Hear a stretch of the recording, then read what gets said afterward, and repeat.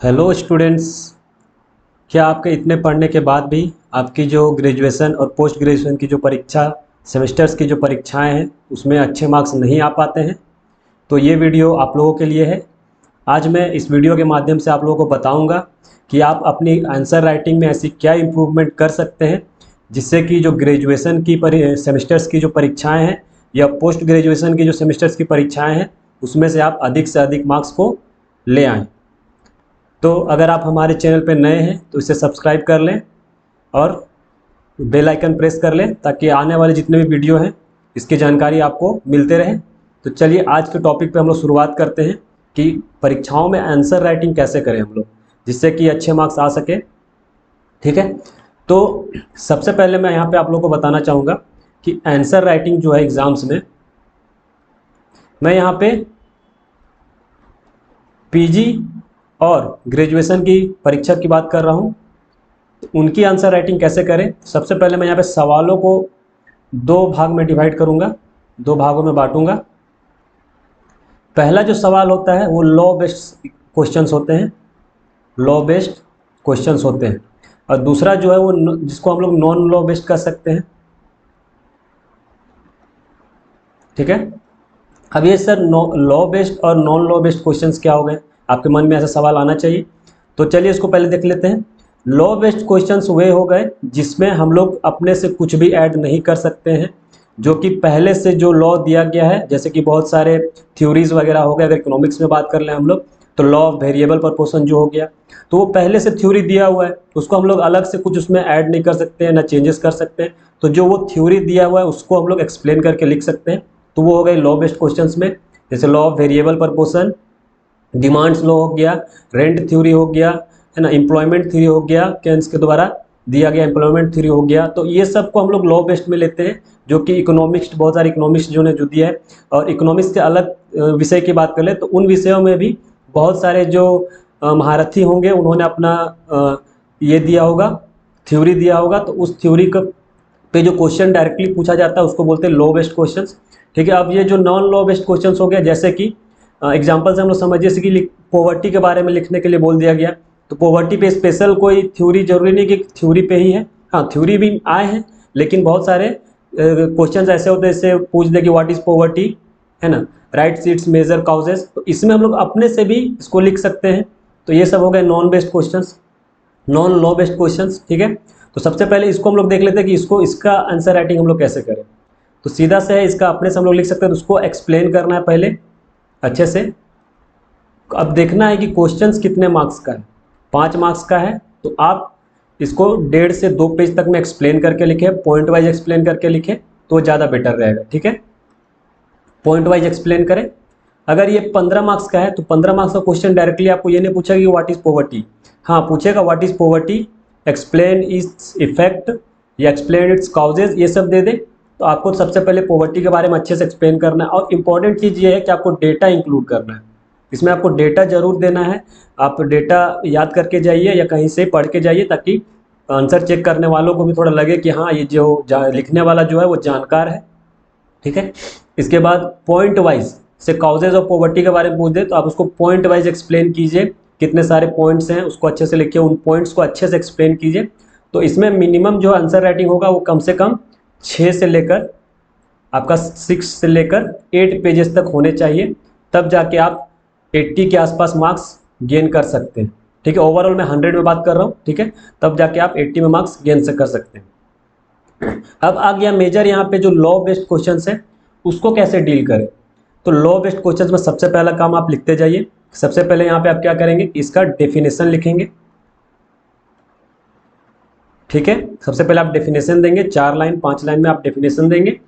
ठीक है, उसके बाद अब डेफिनेशन में कुछ कुछ चीज़ और इंक्लूड करना होगा आपको, जैसे कि ये जो क्वेश्चंस दिया गया है वो थ्योरी किसने दिया है। ठीक है, तो थ्योरी गिवन बाई हम लोग लिख सकते हैं, कौन दिया है, कब दिया था, डेट डाल सकते हैं।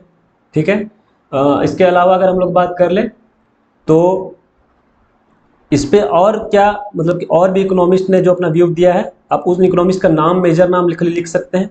ठीक है, इसके बाद सेकंड पॉइंट जो हो गया, आपको इसमें एजम्पशंस लिखने हैं। एजम्पशंस आपको लिखना है। एजम्पशंस में हर जो भी थ्योरीज होता है उसको कुछ एजम्पशंस होते हैं, वो लोग कुछ एज्यूम कर लेते हैं कुछ कंडीशंस कुछ सिचुएशंस को, तो उसको आपको पॉइंट वाइज लिखना है। यहाँ पे मैं लिख देता हूँ ब्रैकेट में, पॉइंट वाइज एक्सप्लेन करना है, ठीक है। इसके बाद आपको जो अगला काम है वो है आपका एक्सप्लेनेशन का, ठीक है। आप लोग अब इसको एक्सप्लेन कैसे करेंगे, सबसे पहले कि आप अपनी भाषा में इसको अच्छे से एग्जाम्पल देके एक्सप्लेन करेंगे, जो कि 1 पेज या 1.5 पेज के आसपास होना चाहिए था, ठीक है। इसके बाद पहला तो हो गया आप अपने वर्ड्स में इसको एक्सप्लेन करेंगे, ठीक है। दूसरा काम हो गया आपका, अगर वो इक्वेशन का अगर टेबल पॉसिबल है तो आप टेबल बना लेंगे और इसको फिर एक्सप्लेन करेंगे। टेबल आपने एक बार ड्रॉ कर लिया, उसके बाद उस टेबल को एक्सप्लेन भी करना होगा नीचे। इसके बाद आगे का जो स्टेप है, अगर जो थ्योरी है उसमें ग्राफ है तो आप ग्राफ ड्रॉ करेंगे, अच्छे से ग्राफ ड्रॉ करेंगे पेंसिल से, और फिर उस ग्राफ को एक्सप्लेन करेंगे बढ़िया से। इसके बाद अगर मैथमेटिकल उसमें कुछ पोर्शंस है तो आप उन मैथमेटिकल पोर्शंस को भी एक्सप्लेन करेंगे बढ़िया से। तो इस तरह से ये करके आप अच्छे तरह से एक्सप्लेन कर सकते हैं। और जो मैं फिर इसके बाद जो अपना लास्ट स्टेप आएगा वो है आपका कंक्लूजन का। इसका मतलब ये है कि आपने फाइनली वो थ्योरी से आपने क्या सीखा वो चीज़ आपको यहाँ पे लिखना होगा कंक्लूजन में, जो कि आधा पेज के आसपास का होना चाहिए, आधा से 1 पेज तक आप लोग लिख सकते हैं। और एक और चीज़ आप लोग यहाँ पे छोटा सा डाल देंगे, क्रिटिसिज्म, ठीक है। क्रिटिसिज्म इसलिए डालना है क्योंकि बहुत सारे जो पुराने थ्योरीज हैं उसको बाद में उसमें कुछ कमियां निकाली गई थी, तो कमियों को भी लिखना होगा, तभी जाके उन्हीं का बेसिस पे जो नए थ्योरीज आए हैं, उन्हीं कमियों को दूर करने के लिए जो नए थ्योरीज आए हैं वो इन्हीं क्रिटिसिज्म को लेकर आए हैं। तो आपको इसको लिखना ही पड़ेगा। तो ये मेजर पोर्शन हो गया, आपको याद रखना है लॉ बेस्ड क्वेश्चंस में ये सब लिखना है, डेफिनेशन देना है, एजम्पशंस देना है, एक्सप्लेनेशन वर्ड्स में, टेबल्स में, ग्राफ में, मैथमेटिकल वे में। इसके बाद लास्ट में कंक्लूजन लिखना है और फाइनली 2-4 पॉइंट्स में आपको क्रिटिसिज्म लिखना है। तो ओवरऑल बात कर ले तो इस तरह से अगर आप लोग अपनी आंसर राइटिंग करेंगे तो बेशक आपकी जो एग्जाम्स है वो 80 to 90% मार्क्स आ सकते हैं। साथ में आपको याद रखना है कि अगर ये क्वेश्चंस, अगर आपको 5 मार्क्स के क्वेश्चंस पूछ रहे हैं तो आप 2 से 3 पेजेस तक लिख सकते हैं, ठीक है। 5 मार्क्स के क्वेश्चंस में 2 से 3 पेजेस तक। अगर 15 मार्क्स के क्वेश्चन पूछ रहे हैं तो आप लोग कोशिश करेंगे 7 to 9 पेजेस तक जाने के लिए। और ऐसा नहीं है कि पेज में दोनों तरफ से मार्जिन छोड़ के आप लोग पेज इसी बढ़ा रहे हैं, जी नहीं, आपको कंटेंट भी देना है और इसी वे में देना है। इस वे में अगर आप लिखेंगे तो बेशक आपके मार्क्स अच्छे आएंगे, ठीक है। इसके अलावा अगर आप लोग इकोनॉमिक्स की तैयारी करते हैं, इकोनॉमिक्स अगर आप लोग रांची के स्टूडेंट हैं और इकोनॉमिक्स की तैयारी करना चाहते हैं तो यहाँ पे ऑफलाइन क्लासेस शुरू हो गई है, सामित क्लासेस आपके द्वारा ऑफलाइन क्लासेस का ऑर्गेनाइज कर दिया गया है। तो नीचे जो एड्रेस दिया हुआ है पांडे लॉज रिम्स रोड, यहाँ पे आके आप लोग अपना ऑफलाइन क्लासेस कर सकते हैं। इसके अलावा ये जो कॉन्टैक्ट नंबर है यहाँ पे आप लोग इसे कॉन्टैक्ट करके अपनी जो क्लासेस है उसकी जानकारी ले सकते हैं। इकोनॉमिक्स जो ऑफलाइन क्लासेस है उसमें आपको इंटरमीडिएट की क्लासेस होंगी, फिर ग्रेजुएशन जो जितने भी सेमेस्टर हैं, सेमेस्टर 1 से लेकर सेमेस्टर 6 तक की क्लासेस होगी। और साथ साथ में यूजीसी नेट पेपर 1 की एट बहुत ही लो कॉस्ट में आपको तैयारी कराई जाएगी।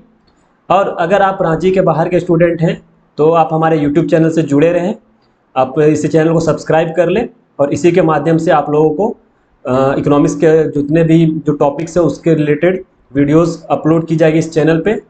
तो उम्मीद है ये सब आपको आपके लिए हेल्पफुल होगा। तो अगर आप लोग नए हैं चैनल पे तो इसको सब्सक्राइब कर लें, लाइक करें और ये वीडियो अधिक से अधिक लोगों तक शेयर करें, अपने दोस्तों को भी शेयर करें ताकि उनके भी जो एग्ज़ाम्स हैं उनकी लिखने की जो तरीका है वो थोड़ा सा इम्प्रूव हो और उनके भी अच्छे मार्क्स आएँ, ठीक है। Thank you.